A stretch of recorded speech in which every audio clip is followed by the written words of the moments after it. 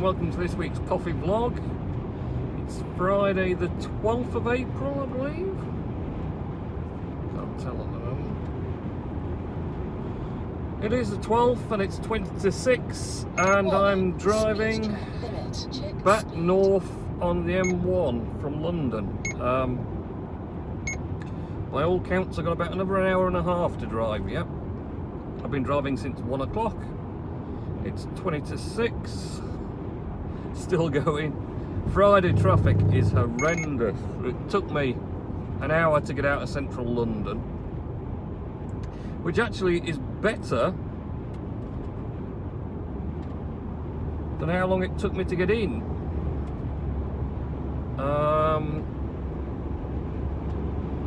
Because yesterday driving down, I set off at midday, got to Heathrow Airport at 3:45 to pick up my Turkish engineer who was flying in. So got there at 3:45. His plane was late. It landed at, well, it got off at 3:20. It should have been in at 10 to 3. But he materialised through immigration at 4:45 after getting off the plane at 3:20.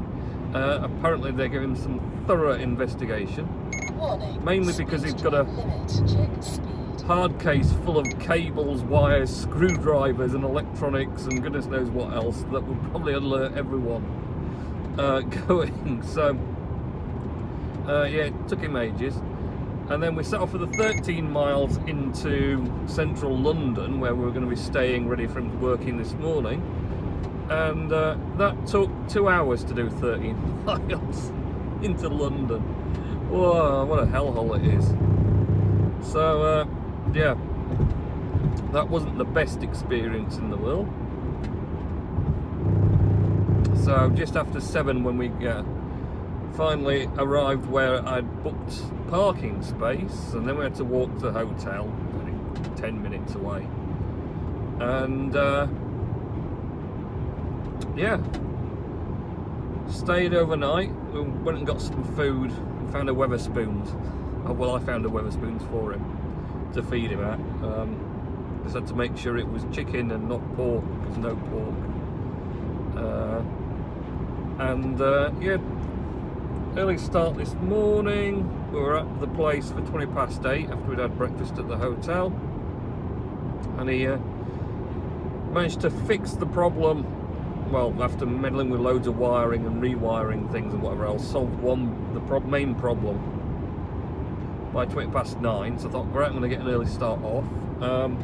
Then found a new one because he got the afterburner bit of the roaster going. That's a bit designed to get rid of the smoke from roasting. So if they can't have smoke coming out of their exhaust outside, then the afterburner is mounted on top of the outlet of the roaster, and it effectively just burns the smoke up, and then there's no smoke comes out, it's just hot air. But the burner bit of that wasn't burning for some reason. Got it going, but then when we got the roaster up to temperature for its roast coffee, the burner mysteriously then decided it wasn't going to start burning again after it'd been working. So cue another hour and a half of him taking all things to bits and talking on the phone and meddling with things. And after all that messing about, getting on 11:30, he discovered it was all down to a dial setting thing on the burner for airflow, and it was set too low. It had to be set higher. So it's something dead simple, but no one picked up on it. So anyway, sorted that bit out. It all started working, and I waited till he'd done a roaster coffee, then said, right, I'm going home. See, left him in London because he's there till Sunday. So yes, basically he's got a bit of a jolly for 2 days now, a day and a half. He was going to do more roasting and sort of tell them about how to use the roast to maintain it and stuff like that. So I'll be doing some useful stuff there still, but he solved the main problem, which was what was needed, so all good on that side. So yeah, that was pretty much what's been going on as far as the last 2 days. Last Friday night I did absolutely naff all. Basically continued watching Marvel Agents of S.H.I.E.L.D. and then went to sleep early. I was going to stay up for the Playhouse, but it got to 10 o'clock and I was just wiped. I couldn't keep my eyes open hardly, which I seem to be like that a lot nowadays, which is kind of getting a bit worrying, because I never used to be like that, and it's only just started this year. I'm just getting tired very early on a night, very fatigued, and it's been like this all the way up the M1. It's doing my nut in. You go for a while, it grinds to a halt, you stop completely, it starts a little bit slowly, then it just goes again, and there's nothing there, just volume of cars on or trying to join the motorway, and it all bungs up like this. And of course this is how accidents happen, because it takes one person to not notice it's coming to a halt like this, and they thrash into the back of everyone. So yeah, it's just been, I say it'll be 6 hours by the time I get home of driving. And it started in early days. It was I don't know. So yeah, not a lot last Friday night. Saturday was a nice day actually. Spent the day out and about. The boy played out on the streets, played on his Segway kart thing, played with his friends, so yeah, generally had a really good day. And I just chilled out with him outside and just potted about in the garden and did bits and pieces, and that was about me. Failed to do any steaming posts because I was just too busy outside. I didn't do too bad. I commented a lot on stuff, I just wasn't posting myself. So that was pretty much that. Sunday, boy woke up with a headache, hacking cough, and just not feeling very well. We had a bit of a temperature as well, a bit of a high temperature, so it wasn't so nice on Sunday, but we ended up, he couldn't go do anything really because he wasn't well, so I just went out to go and get some medicines for him, and also took a quick walk in Horton Park in Bradford, because that was just down the road from the Tesco's I went to. So I thought, have a walk round that park for Sublime Sunday, which is alright. It was quite a nice park. Had a bit of a walk round while there was a bit of sun. There wasn't a great deal of sun on Sunday though. It was a bit miserable, to be honest. Warning, speed trap limit, check speed. So that was my Sunday, and then back to work Monday. And it's yeah, Monday and Tuesday were really hectic busy. Just falls like that, I suppose, sometimes, really. All sorts going on. It's been kind of a busy week, like I say, not helped, of course, by my being away yesterday and all of today. And that has kind of backlogged some stuff. It's typical. While I was at the place and could have cleared off some eBay orders, didn't have any come through as such, so I'd not bothered trying to remote log in and print them out for them to get processed.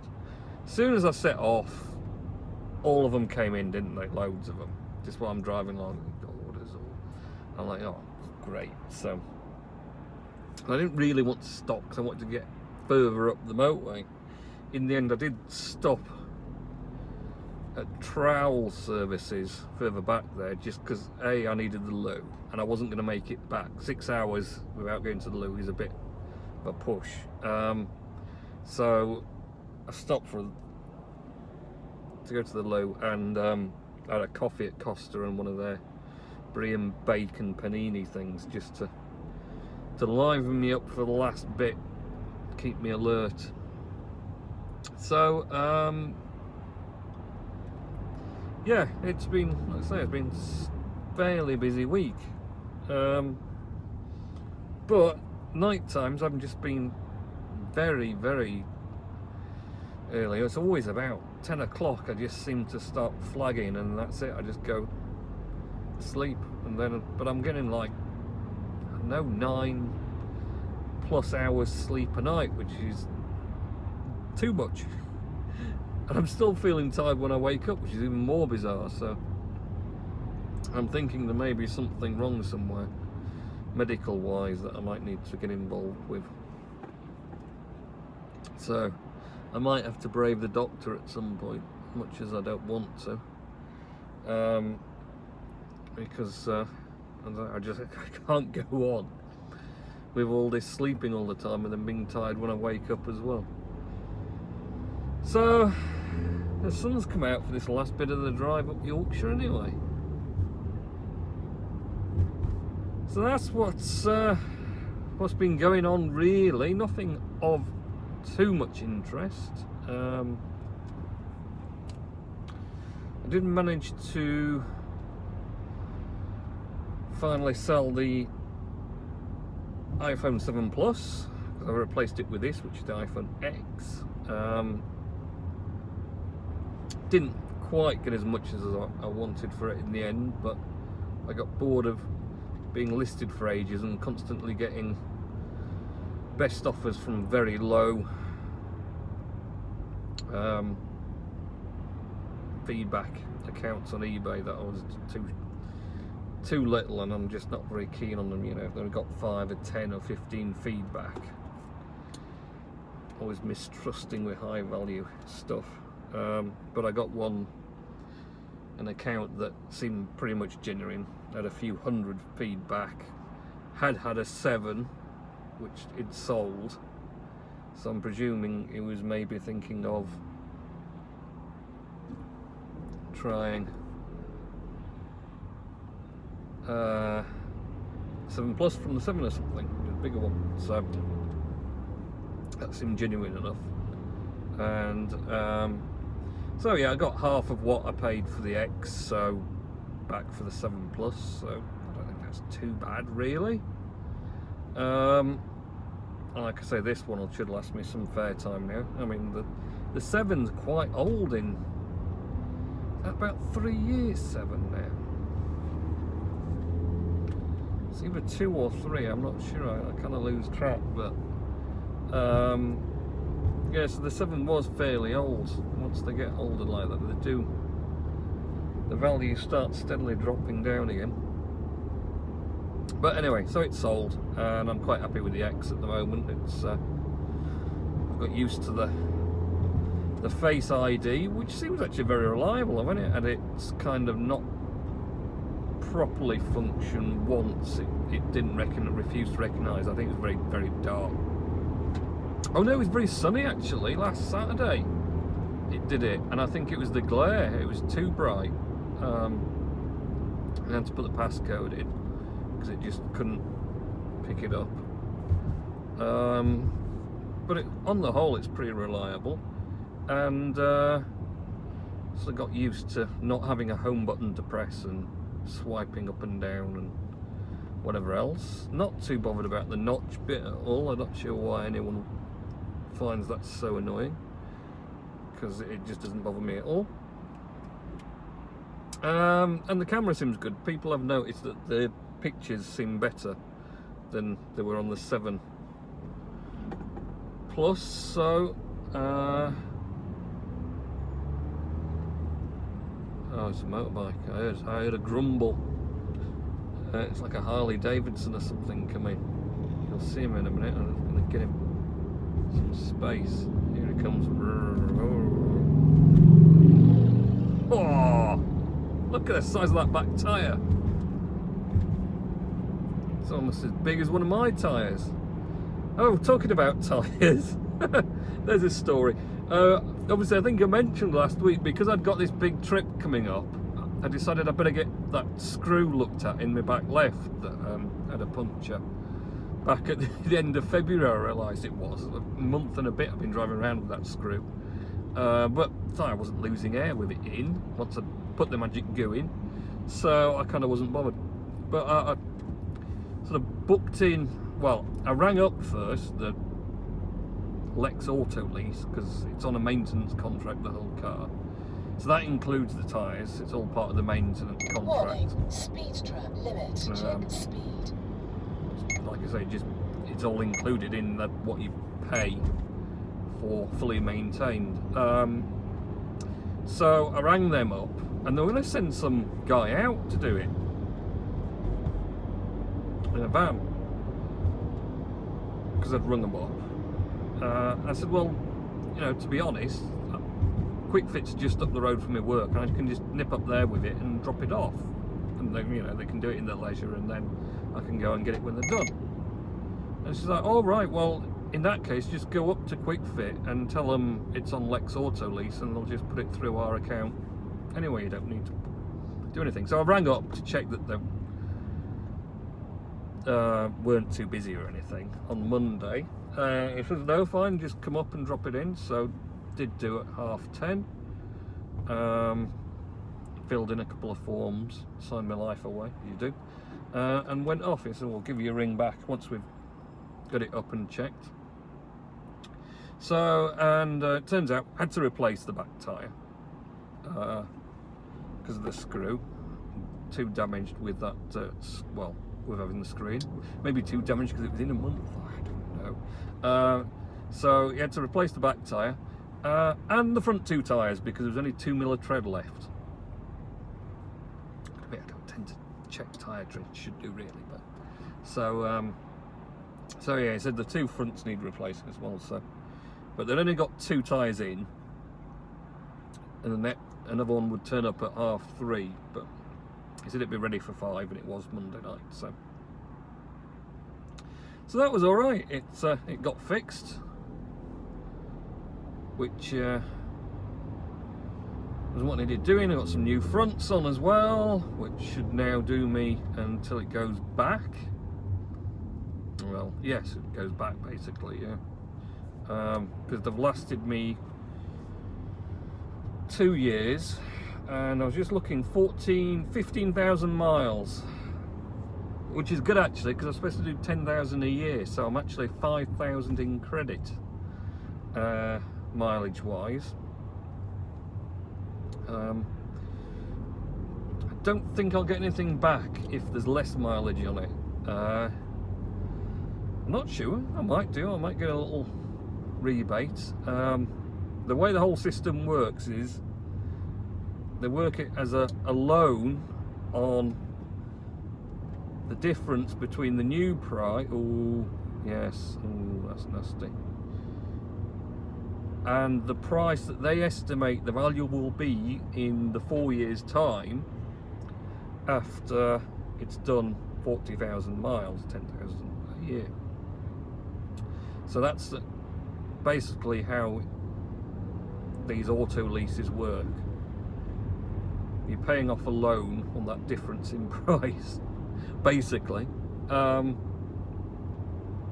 Warning, K-band, radar, check speed. Which is why I keep trying to be very careful that I don't get any damage to the bodywork or anything, because obviously part of that resale value has to be that the car goes back in as good condition as possible, with no big dings, scrapes and dents and goodness knows what else on it. So, and then I'll have to decide what I'm going to do, whether I do the same thing again or change. This kind of suited me at the time. It's kind of a convenient way if you want to drive a brand new car but don't want to pay out the full amount straight up for one. But part of me still niggles about the fact that the whole brand new car thing is it depreciates so quickly. Whereas if you buy like a year-old car, it's still relatively new, but it's done the main bit of depreciation, so you pay a lot less than the retail price. So I don't know, I'll have to puzzle about it. But the other thing, of course, buying rather than doing it this way is you're stuck with that car at the end of it, which you then got to sell to get the next one. Warning, average speed. And check speed. Unless you kind of buy one a year old, because normally I think you get like 2 years. Well, it depends on the manufacturer's warranty. You want to be, ooh, this is trouble between Warning, with vans. You can't see what's happening as it as well. So yeah, it's kind of that thing. If you buy a year old, and you can get rid of it in another year when the manufacturer's warranty disappears, or you've then got to start worrying about bits of it going wrong and you've got to repair it. Well, that was the other thing about a 4-year auto lease fully maintained, is if anything goes wrong in the next 2 years, it will get fixed and I won't have to pay anything for it getting fixed. So, and as they get older, of course, things that need repairing on cars get more and more expensive, so there's kind of a benefit there. So I don't know, something to think about. I've got another 2 years tied to this thing anyway, so to puzzle it over. So that was the tyre situation, which like I say, I've got 3 nice new ones on there. They seem to have done very well on this trip. I've still got an hour and a half to go. It's getting longer, this journey. Longer and longer and longer. Oh God. It's gonna be like 8.5 hours of driving on a Friday. What a day. What a day. So, don't know, I've not really got anything else exciting to say, to be honest, now. I mean, I could just do this vlog for an hour and a half till I get home, but I'm not sure it's going to be very interesting, and I could do really with paying attention to this stop-start traffic, because I'm not really wanting to run into the back of anyone or get anyone running into the back of me. So I think we shall leave this 23-minute vlog where it is. Oh, Mr. NLS, sorry, no words of wisdom, because well, obviously driving, and I can't be reading your stuff and trying to drive as well. So we'll have to do a double bill next week, I'm afraid. Right, so have a good weekend and week next week, and I'll catch you in next week's coffee vlog. Okay, see ya.